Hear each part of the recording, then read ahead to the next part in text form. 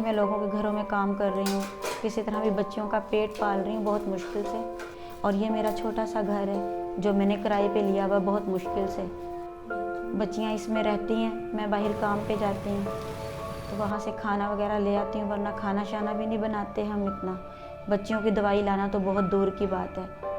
और मेरी जो वैसे रिहाइश है ज़िला टोबा टैक्सिंग में, वहाँ जाती नहीं। मेरे बहन भाई हैं, वालिद मेरे फौत हो गए थे शादी से पहले ही।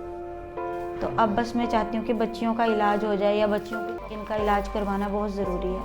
और ये जो 2 बच्चियाँ देख नहीं सकती ना, इनकी अल्लाह की तरफ से ये आइज़ नहीं बनी हुई और इनका इलाज भी नहीं है। बस दिल का इलाज है और मैं दिल का ऑपरेशन करवाना चाहती हूँ।